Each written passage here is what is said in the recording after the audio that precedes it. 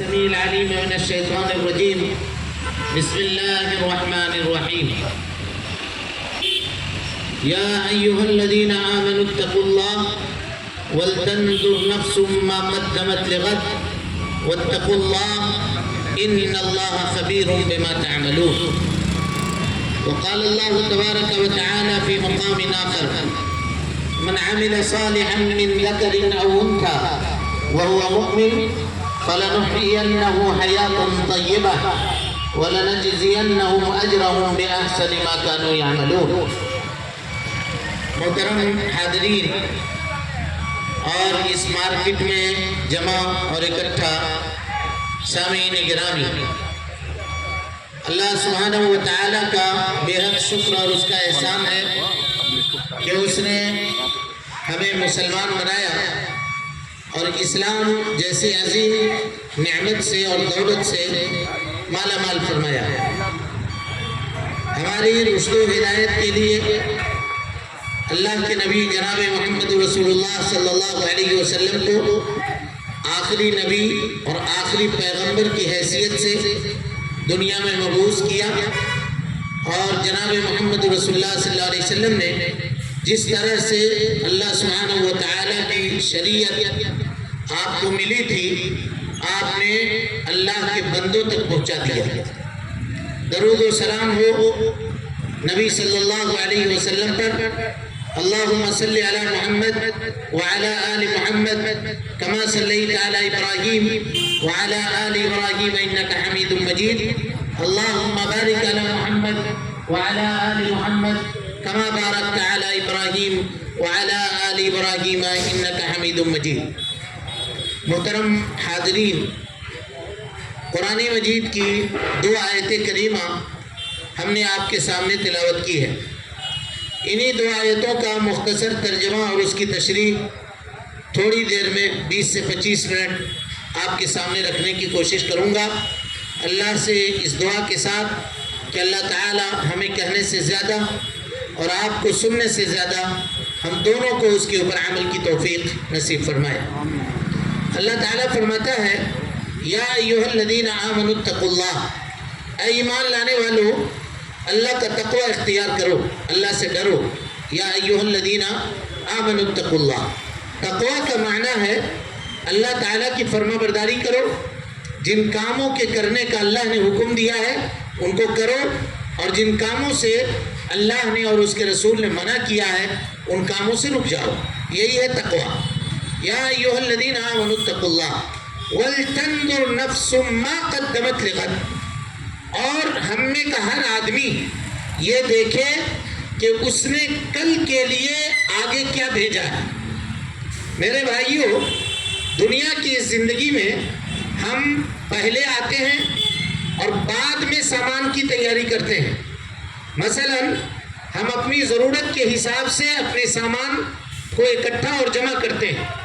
گرمی آنے سے پہلے گرمی کا انتظام کرتے ہیں، ٹھنڈک کے آنے سے قبل گرم کپڑوں کا انتظام کرتے ہیں، تو ہم آنے کے بعد کرتے ہیں.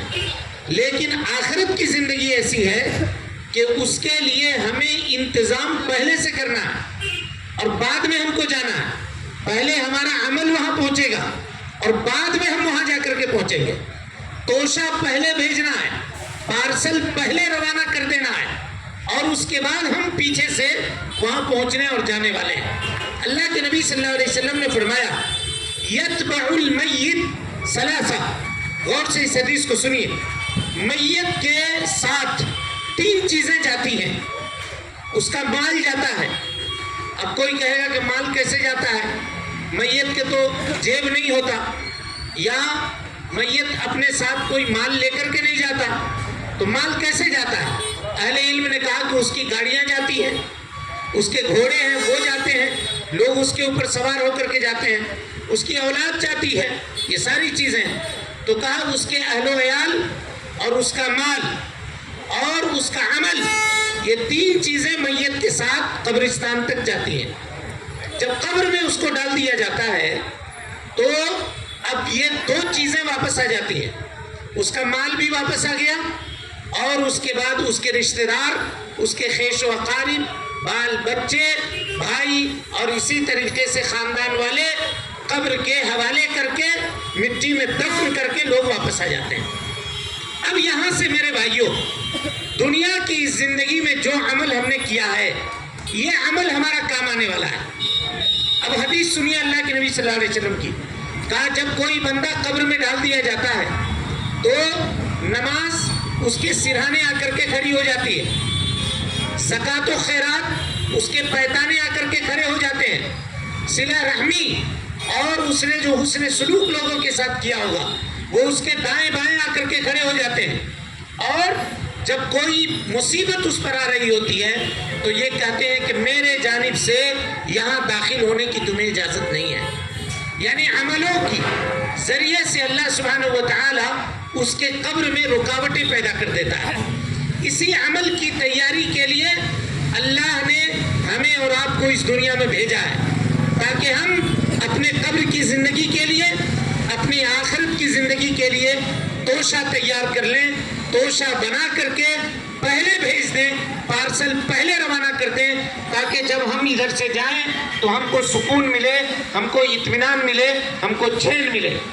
لیکن میرے بھائیوں، سوال یہ ہے کہ دنیا کی زندگی میں، اس رنگینی میں ہم اس قدر ملوث اور مصروف ہیں کہ ہم نے اپنی موت کو بھلا دیا ہے۔ موت جس قدر ہم سے قریب ہے، ہم موت سے اسی قدر غافل ہیں۔ ہم میں کا ہر آدمی کس وقت مر جائے اس کو کوئی اس کی گارنٹی نہیں ہے، لیکن کبھی بھی دن بھر میں کسی بھی وقت موت کو یاد کرنے کی تمنا ہمارے دل کے اندر پیدا نہیں ہوتی ہے۔ جب آدمی موت کی تمنا موت کو یاد کرتا ہے، موت کے اوپر غور و فکر کرتا ہے، موت کو دیکھتا ہے، تب اس کے دل کے اندر یہ خیال پیدا ہوتا ہے کہ اس نے توشہ کیا بھیجا ہے، تب وہ تیاری کے بارے میں سوچتا ہے، تب موت کے بعد کی زندگی کے بارے میں وہ غور و فکر کرتا ہے۔ صحابہ کرام رضوان اللہ علیہ مجمعین کی زندگی میں اللہ کے نبی صلی اللہ علیہ وسلم نے اسی معاملے کو بیٹھایا تھا۔ وہ زندگی سے زیادہ موت کو یاد کرتے تھے، اور جب موت کو یاد کرتے تو زندگی بقدر ضرورت حاصل کرتے اور باقی وہ آخرت کی تیاری کیا کرتے تھے۔ مرنے کے بعد اللہ سبحانہ و تعالیٰ کے سامنے حاضر ہو کر کے وہ کیا جواب دیں گے، اس کی تیاری کی فکر ان کو زیادہ ہوا کرتی تھی۔ دنیا کی تیاری جس قدر ان کی زندگی بسر ہو جائے اتنی اگر دنیا ان کو مل گئی ہے تو اس کے اوپر وہ قناعت کیا کرتے تھے۔ میرے بھائیوں، ہمیں اللہ نے یہاں عمل کے لیے پیدا کیا ہے۔ ہم میں کا ہر آدمی غور کرے کہ اس نے عمل کیا کیا ہے۔ وَلْتَنْظُرْ نَفْسٌ مَا قَدَّمَتْ لِغَدٍ، کل کے لیے اس نے کیا کچھ بھیجا ہے، کیا جھوٹ بھیجا ہے، کیا گناہوں کو بھیجا ہے، کیا اللہ کی نافرمانیوں کو بھیجا ہے۔ یقین مانیے اگر ان چیزوں کو ہم نے اپنے نامہ اعمال میں بھیجا ہے تو ہم خسارہ اٹھانے والے اور گھاٹا اٹھانے والے میں سے ہیں۔ اور اگر ہم نے دنیا کی زندگی میں نیکیاں کر کے، بھلائیاں کر کے اللہ سبحانہ و تعالیٰ کو راضی کرنے کی کوشش کی ہے اور اللہ تعالیٰ کی جانب نیکیوں کو بھیجا ہے تو یقین مانیے دنیا کی زندگی بھی ہماری کامیاب ہے اور آخرت کی زندگی بھی ہماری انشاءاللہ کامیاب ہوگی۔ اللہ تعالیٰ فرماتا ہے من عمل صالحا، جو آدمی نیک عمل کرے، صالح عمل کرے، وہو مومن، اور وہ مومن ہو، فَلَنُحْيِيَنَّهُ حَيَاةً طَيِّبَةً، ہم اسے بہترین زندگی عطا کریں گے، یعنی دنیا کی زندگی اس کے لیے بہتر ہو جائے گی۔ وَلَنَجْزِيَنَّهُمْ أَجْرَهُمْ بِأَحْسَنِ مَا كَانُوا يَعْمَلُونَ، اور آخرت میں اس کے عمل کا بہترین بدلہ ہم اسے عطا کریں گے اور اسے دیں گے۔ لیکن عمل صالح کا جذبہ انسان کے دل میں کیسے پیدا ہوگا، یہ بہت بڑا سوال ہے، اور یہ کیسے پیدا ہوگا میرے بھائیوں، یہ اللہ کی توفیق سے پیدا ہوگا۔ اگر اللہ سبحانہ و تعالی توفیق نہ دے تو ہم میں کا کوئی آدمی نیکی نہیں کر سکتا۔ اسی لیے اللہ کے نبی صلی اللہ علیہ وسلم کثرت سے یہ دعا پڑھتے تھے، لا حول ولا قوت الا باللہ، نہ تو گناہوں سے بچنے کی طاقت ہے اور نہ نیکی کرنے کی کوئی طاقت ہے، مگر اللہ سبحانہ و تعالیٰ کی توفیق سے. جو اللہ تعالیٰ ہمیں توفیق دیتا ہے اسی کی توفیق سے ہم نیکی کرتے ہیں, اسی کی توفیق سے ہم بھلائی کرنے کی کوشش کرتے ہیں. تو سب سے پہلی چیز آدمی کو چاہیے کہ وہ اللہ سبحانہ و تعالیٰ سے دعا کرے کہ اللہ تعالیٰ اس کو نیکی کی توفیق عطا فرمائے, ایسی نیکی جس سے اللہ سبحانہ و تعالیٰ راضی ہو جائے. یہ پہلی چیز ہے. دوسری چیز میرے بھائیوں, ہم اس دنیا میں آ کر کے ہم اللہ سبحانہ و تعالیٰ سے تجارت کر رہے ہیں. دنیا میں ہم ایک دوسرے سے جیسی تجارت کرتے ہیں نا, اللہ تعالیٰ ہم سے تجارت کر رہا ہے. اور سے سنیے بات کو, اللہ کہتا ہے ان اللہ اشترى من المؤمنین انفسهم واموالهم. اللہ سبحانہ و تعالیٰ نے مومنین سے ان کے جانوں کو, ان کے مالوں کو خرید لیا ہے, خرید لیا ہے. بِأَنَّ لَهُمُ الْجَنَّةِ, کس کے بدلے میں؟ جنت کے بدلے میں. اور اگر ہمیں جنت چاہیے تو ہمیں یہ سوچنا چاہیے کہ جو کچھ ہے دنیا میں ہمارا, یہ کس کا ہے؟ اللہ سبحانہ و تعالیٰ کا. کیونکہ اللہ نے جنت کے بدلے میں یہ چیزیں ہم سے خرید لی ہیں.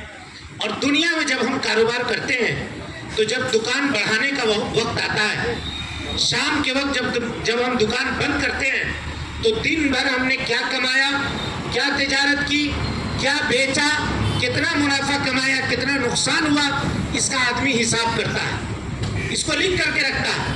میرے بھائیوں, اسی طریقے سے ہر آدمی اپنا یہ محاسبہ کرے کہ آج دن بھر میں اس نے کیا عمل اللہ سبحانہ و تعالیٰ کے جانب بھیجا ہے, کتنی نیکیاں کی ہیں.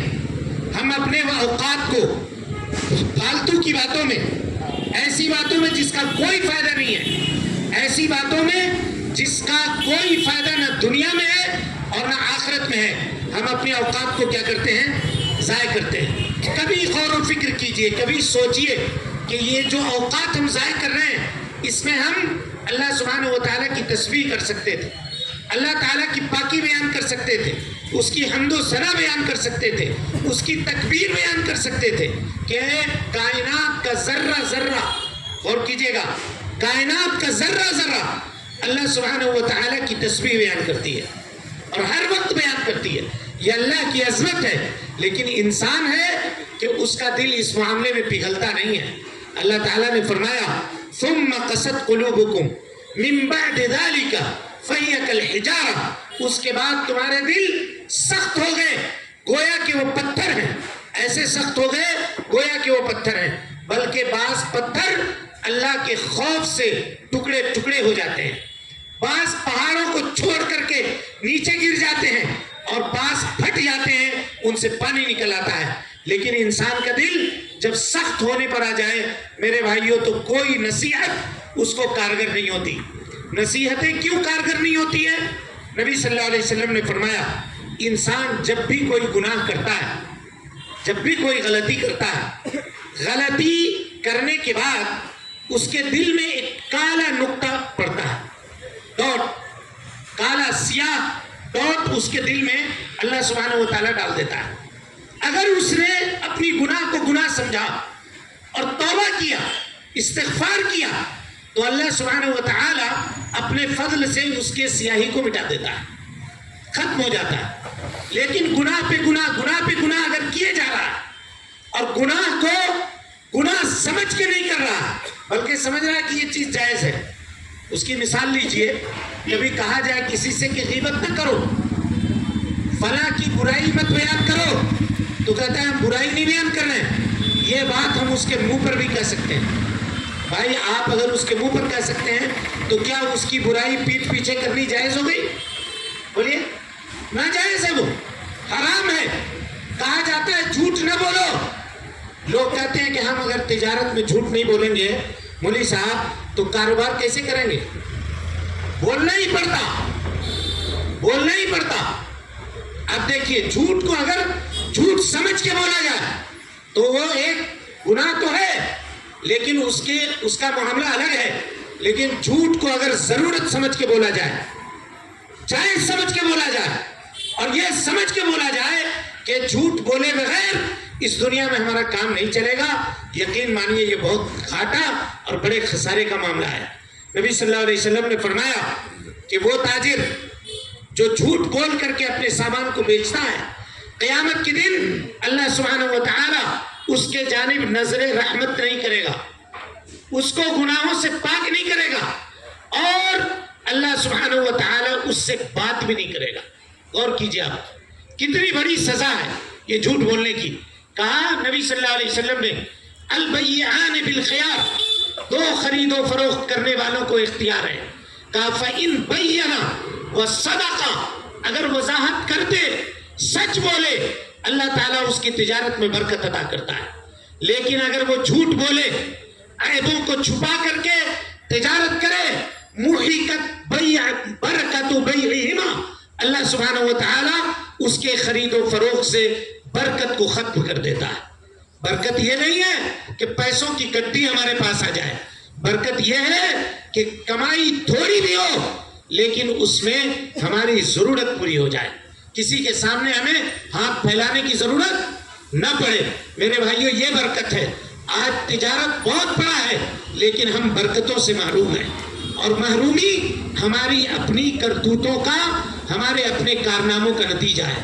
بات یہ چل رہی تھی کہ جس طرح سے آپ اپنے تجارت کا حساب کرتے ہیں اسی طرح سے اس دنیا کی زندگی کا حساب کیجئے۔ آج ہم نے کیا کچھ کیا، اللہ کے لیے کیا نیکیاں کی، اور کیا کچھ کام ایسے کیے جو اللہ کی نافرمانی کے کام تھے۔ جو نافرمانی کے کام ہیں اس سے توبہ کیجئے، اور جو نیکی کے کام ہیں اس پر اللہ سبحانہ و تعالیٰ کا شکریہ ادا کیجئے، یہی کامیابی ہوگی۔ ورنہ میرے بھائیوں، کامیابی کا کوئی دوسرا راستہ اور نہیں ہے۔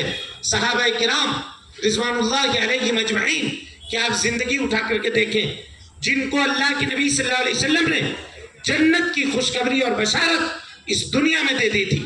حضرت ابو بکر صدیق رضی اللہ تعالیٰ عنہ، کون نہیں جانتا، انبیاء کے بعد دوسرا مقام جن کا ہے وہ جناب ابو بکر صدیق رضی اللہ تعالیٰ عنہ ہے۔ انبیاء کے بعد ان کا مقام ہے۔ وہ اپنا محاسبہ کس طرح سے کرتے تھے، غور کیجئے۔ حضرت عمر ابن خطاب رضی اللہ تعالیٰ عنہ کہتے ہیں کہ ایک مرتبہ میں گیا ان کے گھر میں تو دیکھا کہ حضرت ابو بکر صدیق رضی اللہ تعالیٰ عنہ اپنے زبان کو پکڑ کر کے کھینچ رہے ہیں، زبان اپنی پکڑ کے کھینچ رہے ہیں۔ کہا کیا بات ہے؟ کہا ہذا اوردنی الموارد، اس نے مجھ کو کئی نقصان دہ چیزوں کے اندر ڈال دیا، اس زبان کی وجہ سے کئی نقصان دہ چیزوں میں پڑ گیا، اسی لیے میں اس کی اصلاح کر رہا ہوں، اس کو درست کرنے کی کوشش کر رہا ہوں۔ دیکھا آپ نے، وہ اپنا محاسبہ اس طرح سے کیا کرتے تھے، وہ سوچتے تھے، سمجھتے تھے کہ ہم کیا کر رہے ہیں۔ لیکن ہماری زندگی لا ابالی پن کی زندگی ہے۔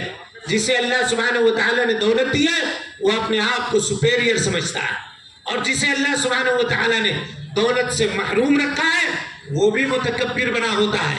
کوئی کسی سے کم ہونا نہیں چاہتا۔ میرے بھائیوں، دنیا کی یہ زندگی جس قدر طویل کیوں نہ ہو جائے، اس کی انتہا ہے اور اس کا خاتمہ ہے۔ خاتمے کے بعد جو اصل زندگی شروع ہوگی، اس زندگی کی تیاری کے لیے یہ زندگی ہمیں اور آپ کو عطا کی گئی ہے، ہمیں اور آپ کو دی گئی ہے۔ اس میں ہم اپنی تیاری کریں، اپنے معاملے کو دیکھیں۔ اب غور کیجئے، ایک صاحب تھے سلف صالحین میں، تابعی میں، بڑے تابعی ہیں، کہا ایک دکان پہ گئے سامان خریدنے کے لیے۔ غور سے اس واقعے کو سنیے۔ سامان خریدنے کے لیے گئے، سامان انہوں نے بندھوا لیا دکاندار سے، اور جیب سے جب پیسہ نکالا، سکہ نکال کر کے دیا، تو دکاندار نے یہ کہا کہ آپ کا جو یہ سکہ ہے یہ کھوٹا ہے، نہیں چلے گا، یہ سکہ ڈپلیکیٹ ہے، دوسرا لے کر کے آئیے۔ یہ سننا تھا کہ وہ صاحب جو تھے سیڑھی کے اوپر بے ہوش ہو کر کے گر پڑے، اسی جگہ پر بے ہوش ہو کر گر گئے۔ اب دکاندار کو افسوس ہوا، کہا کاش بوڑھے آدمی تھے، ہم ان کو نہ کہتے، سامان دے دیتے، شاید ہم نے منع کر دیا، اس غم سے وہ گر گئے۔ بہرحال ان کو اٹھایا، کہا کہ اتنی بڑی کوئی بات نہیں تھی کہ آپ اس طرح گر پڑے، کوئی اتنا بڑا معاملہ نہیں تھا، آپ کہتے آپ سامان لے جاتے، بعد میں مجھے لا کر کے پیسہ دیتے تھے. تو کہا نہیں اس لیے میں نہیں گرا ہوں کہ تم نے میرے سکے کو کھوٹا کہہ دیا, اس لیے میں نہیں گرا ہوں. میں تو یہ سوچ رہا ہوں کہ اگر تم نے اس وقت یہ کہہ دیا کہ میرا سکہ کھوٹا ہے, میں گھر جاؤں گا, بہت آسان ہے, دوسرا پیسہ لے کر کے آؤں گا, تمہیں دے دوں گا. آج نہیں ہے تو کل دے دوں گا, ایک ہفتے کے بعد دے دوں گا, تم سامان دے دو گے, منع نہیں کرو گے. لیکن میں یہ سوچ رہا ہوں کہ کل قیامت میں اللہ نے اگر یہ کہہ دیا کہ تمہارا اعمال کھوٹا ہے, نہیں چلے گا, تم نے جو اعمال جمع کیے ہیں یہ سب ریجیکٹڈ ہے, تو پھر ہم دوسرا عمل وہاں کہاں سے لائیں گے؟ پھر تو عمل نہیں ہے, عمل کا معاملہ تو ہمارا ختم ہو جائے گا, پھر تو دنیا ہمیں نہیں ملے گی. میرے بھائیوں, یہ احتیاط ہے, اس کو آپ اپنے نگاہوں کے سامنے رکھیے. دنیا کی رنگینی میں جو آدمی گرفتار ہوتا ہے, قیامت کے دن اللہ سبحانہ و تعالیٰ نے قرآن مجید کے اندر اس کا نقشہ کھینچا ہے کہ جب لوگ جہنم کو دیکھیں گے, اللہ کے عذاب کو دیکھیں گے, تو کہیں گے ربنا ابصرنا, اے اللہ ہم نے دیکھ لیا, وسمعنا, سن لیا, فرجعنا, اے اللہ ہمیں واپس کر دے, نعمل صالحا, ہم اچھا عمل کریں گے. اللہ تعالیٰ کو تو علم ہے نا, جو چیز نہیں ہے اس کا بھی علم اللہ کو ہے, اور جو چیز نہیں ہے اگر ہوتی تو کیسے ہوتی اللہ اس کو بھی جانتا ہے. اللہ تعالیٰ کہتا ہے کہ ہم تو پلٹائیں گے نہیں, لیکن اگر پلٹا بھی دیے تو یہ جا کر کے پھر وہی عمل کرے گا جو پہلے یہ کیا کرتا تھا. یہ دنیا اتنی رنگین ہے کہ اس کے پیچھے پڑ کر کے یہ پھر مجھ کو بھول جائے گا, پھر مجھ سے غافل ہو جائے گا. غور کیجیے, دنیا کی اس رنگینیوں کو کس طرح سے گزارنا ہے اس کی ایک مثال دیتا ہوں, اب سنیے. مامون رشید کے پاس ایک عالم دین آئے اور انہوں نے سوال کیا, اس صاحب نے سوال کیا جو آئے تھے, کہا کہ بادشاہ سلامت, آپ کو دنیا کی ساری سکون میسر ہے, ہر طرح کی نعمتیں آپ کے پاس ہیں, آپ پھر بھی عبادت کرتے ہیں, نمازوں کو وقت کے اوپر ادا کرتے ہیں, کوئی غلطی ایسی نہیں ہوتی آپ سے کہ جو قابل مواخذہ ہو, یہ ساری چیزیں آپ کیسے کر لیتے ہیں؟ اور کیجیے, یہ ساری چیزیں آپ کرتے کیسے ہیں؟ اتنا آپ نے اپنے آپ کو پابند کیسے بنایا؟ انہوں نے کہا کہ میں تمہیں بتاتا ہوں. دوسرے دن اپنے وزیروں کو انہوں نے حکم دیا کہ پورے شہر کو دلہن کی طرح سجا دو, پورے شہر کو, کوئی ایک جگہ ایسا نہ ہو جہاں غلاظت یا گندگی ہو, سب کو سجا دو. اور اس کے بعد یہ جو صاحب تھے ان کے ہاتھ میں پانی کا ایک بھرا ہوا پیالہ دے دیا اور کہا کہ یہ پیالہ لے کر کے آپ بازار میں چلیے گا, اور پیچھے جلاد کو ننگی تلوار دے کر کے مسلط کر دیا. کہا کہ اگر اس کے ہاتھ سے ایک قطرہ پانی چھلک کے نیچے گرا, اس کی گردن مار دینا, اس کی گردن مار دینا. اب وہ صاحب پانی لے کر کے چلے بازار میں, صبح سے لے کر کے شام تک گھومتے رہے شہر. شام کو جب بادشاہ کے پاس حاضر ہوئے تو بادشاہ نے پوچھا, حضور دیکھا آپ نے شہر کیسا خوبصورت تھا؟ کہا کیا شہر دیکھتے بھائی, میری نگاہ تو اس پیالے سے ہٹی ہی نہیں ہے. کہا کیوں؟ کہا پیچھے جو جلاد کی سوتی ہوئی تلوار تھی. تو کہا آپ نے مجھ سے پوچھا تھا نا کہ آپ کیسے نیکی کرتے ہیں, جب موت کی تلوار میری گردن میں لٹک رہی ہو تو ہم اس دنیا کی رنگینی میں کیسے کھو سکتے ہیں, ہم کیسے غافل ہو سکتے ہیں؟ میرے بھائیوں, یہ مثال ہے, اس کو ہم کو اپنی نگاہوں میں ہمیشہ باقی رکھنا ہے اور یاد رکھنا ہے کہ کل قیامت میں وَلْتَنْظُرْ نَفْسٌ مَا قَدَّمَتْ لِغَدٍ, کل کے لیے اس نے کیا تیاری کی ہے یہ سوچتے رہنا ہے اور اسی کے مطابق اپنی زندگی کے روٹین کو بنانا ہے. اللہ سبحانہ و تعالیٰ نے اس کائنات کو بنایا اور یہاں ہمیں عقل دی, سوچنے اور سمجھنے کی صلاحیت دی, کتابوں کو نازل کیا, انبیاء اور رسولوں کو بھیجا تاکہ ہم اللہ کو پہچانیں اور اللہ کو پہچان کر اس کو راضی کرنے اور اس کی عبادت کرنے کی کوشش کریں.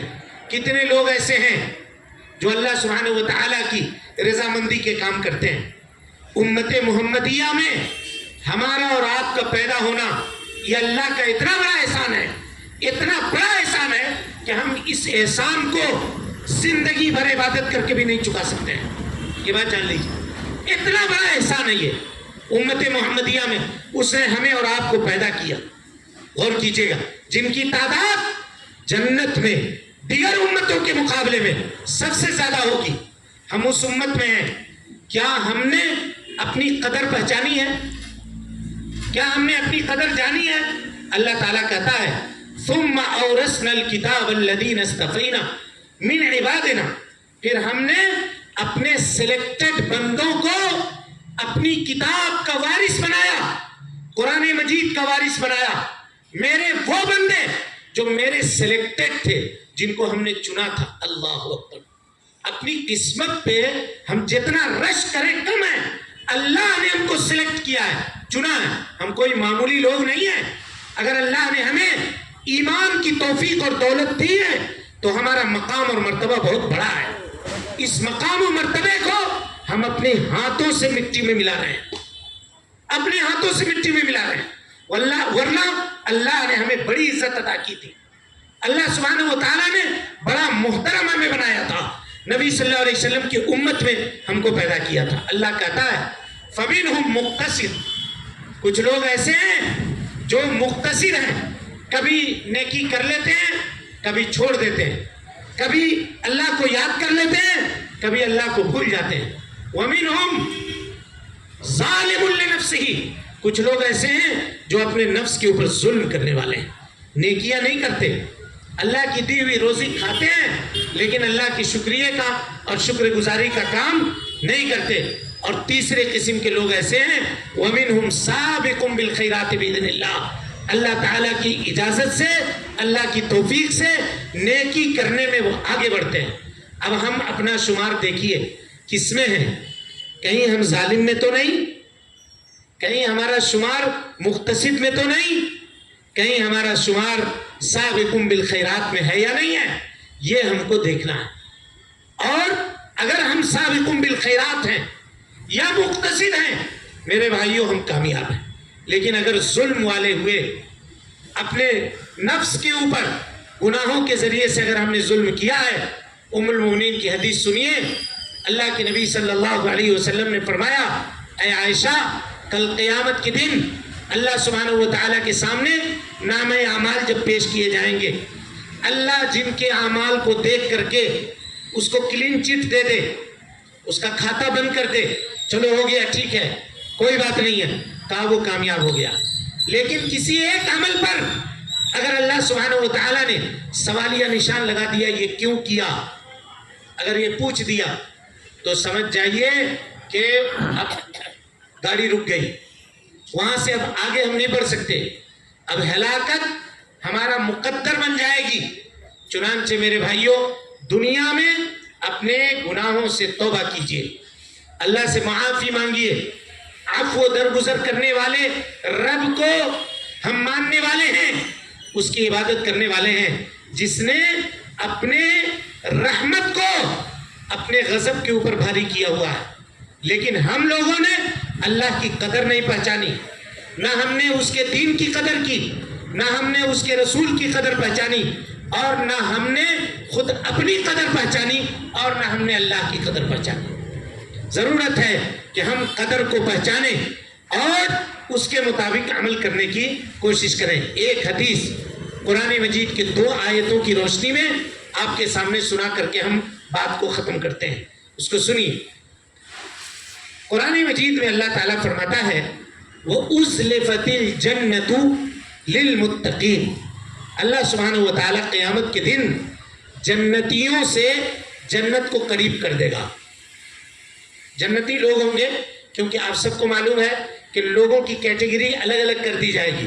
سورہ یاسین کی آیت ہے نا وَامْتَازُوا الْيَوْمَ أَيُّهَا الْمُجْرِمُونَ، اے مجرموں تم الگ ہو جاؤ، اے نیکوکار تم الگ ہو جاؤ. سب کو الگ الگ کر دیا جائے گا. تو اللہ سبحانہ و تعالی نیکی کرنے والے جنتی لوگوں سے جنت کو قریب کر دے گا. وَبُرِّزَتِ الْجَحِيمُ لِلْغَاوِينَ، اور جہنم کو غاوین یعنی گمراہ لوگوں کے نگاہوں کے سامنے دور سے لا کر اللہ دکھائے گا. برزت عربی زبان میں کہتے ہیں ابراز کو. ابراز مانے کھڑے ہو کر کے کسی کو دور سے دکھا دینا کہ وہ دیکھو. تو جہنم ان سے کئی مسافت دور ہوگی. جہنمیوں کے قریب جہنم کو نہیں کیا جائے گا, دور سے دکھایا جائے گا. اسی کو اللہ نے سورہ فرقان میں بیان کیا, وَإِذَا رَأَتْهُمْ مِن مَّكَانٍ بَعِيدٍ. جہنم جب جہنمیوں کو دیکھے گی دور سے, تغیظا وزفیرا, اتنے زور زور سے چلائے گی کہ لگے گا کہ پھٹ پڑے. تکاد تمیز من الغیظ, اتنا غصہ ہوگی اس دن وہ کہ یوں لگے گا کہ ٹکڑے ٹکڑے ہو جائے گی مارے غصے کے. 70 لگام ہوں گے اور فرشتے لگام کو تھامے ہوئے ہوں گے, اور باوجود اس کے وہ لگام توڑانے کی کوشش کر رہی ہوگی. یہ حالت ہوگی اس کی جہنم کی. اللہ سبحانہ و تعالی دور رکھے گا. اب سوال یہ ہے میرے بھائیوں کہ اللہ تعالی جہنمیوں سے جہنم کو دور کیوں رکھے گا, دور سے کیوں دکھائے گا؟ یہ سوال ہے. اس کا جواب صحیح حدیث کے اندر دیا گیا. اللہ سبحانہ و تعالی اس قدر رحم کرنے والا ہے اپنے بندوں کے اوپر کہ یہ جہنم جانے والے تو ہیں, لیکن اس سے پہلے ان کو ڈرائے گا نہیں. اتنا ڈرائے گا لیکن اتنا نہیں ڈرائے گا. کہتے ہیں نبی صلی اللہ علیہ وسلم نے فرمایا کہ اللہ نے ایک کتاب لکھی اور اس کتاب کو اپنے پاس عرش میں رکھا, لوح محفوظ میں بھی نہیں رکھا. کہاں رکھا؟ عرش میں رکھا. اور اس کتاب میں کیا لکھا ہے؟ اس کتاب میں یہ بات لکھی ہوئی ہے کہ میری رحمت میرے غضب کے اوپر, میرے غصے کے اوپر بھاری ہے. میری رحمت کا سایہ بڑا ہوگا میرے غضب کے مقابلے میں. تو کہا یہی جو اللہ نے اپنے اوپر لکھ رکھا ہے کہ اسی کی وجہ سے وہ اس دن بھی جہنمیوں سے جہنم کو کیا کرے گا؟ دور کر کے رکھے گا. اللہ نہیں چاہتا کہ ہم جہنم جائیں, کبھی نہیں چاہتا.